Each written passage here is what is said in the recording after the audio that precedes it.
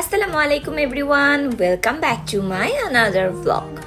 So আবার একটু normally ঘোরাঘুরি করতে গিয়েছিলাম, আর ঘোরাঘুরি বলতে গিয়েছিলাম নতুন একটা রেস্টুরেন্টে। বিকেল টাইমে বন্ধুদের সাথে আড্ডা দেওয়ার জন্য এটা একটা অনেক সুন্দর একটা প্লেস। আমরা ব্যাম্বুতে এসেছি বাস খাওয়ার জন্য, কারণ এই রেস্টুরেন্টের নাম ব্যাম্বু স্টোরি। তো এটা ছিল ব্যাম্বু স্টোরি। এটা পিঙ্ক সিটিতে পূর্বাচল যাওয়ার সময় আর কি রাস্তাতেই পড়ে এটা। এখানে বসে 300 ফিটের পুরো সুন্দর ভিউটা দেখা যায়, খুবই ভালো লাগে বসে থাকতেও।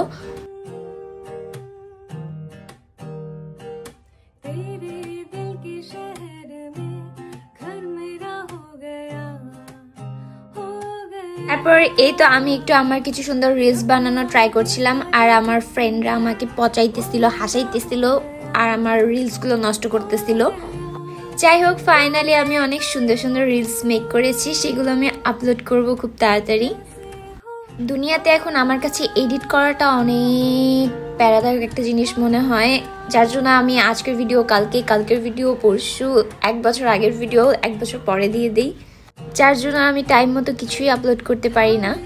এখান থেকে ভিউটা জাস্ট এত সুন্দর ছিল, আমার খুবই ভালো লাগছিল। আমি আবার যাব এখানে। আমরা চিকেন উইংস নিয়েছিলাম, কফি নিয়েছিলাম, আর ফ্রেঞ্চ ফ্রাই নিয়েছিলাম।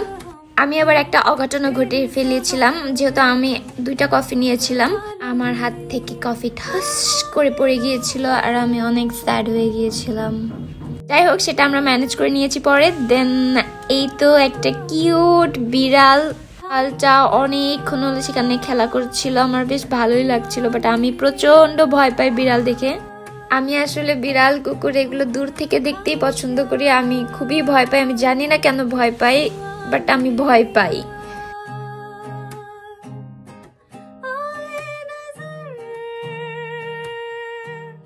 আর এইখান থেকে ভিউটা এত সুন্দর, আর এখানে ছবি ভিডিও সবকিছুই অনেক সুন্দর আসছিল। আমি তো ভাবতেই পারিনি এখানে এত সুন্দর ছবি আসবে, এত সুন্দর ভিডিও আসবে।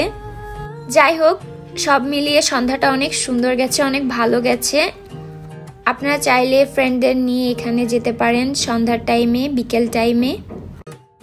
এই তো আমাদের আড্ডা শেষ করে আমরা বের হই, আর এই যে 300 ফিটের রাস্তাটা, এটাই পিঙ্ক সিটি। আর এই যে রাস্তাটা থেকে রেস্টুরেন্টটা দেখা যায়, একদম আলো ঝলমলে একটা পরিবেশ। দেন আমরা এই তো রিক্সা নিয়ে বাসায় চলে আসি। এই ছিল আজকের মতো ভ্লগ।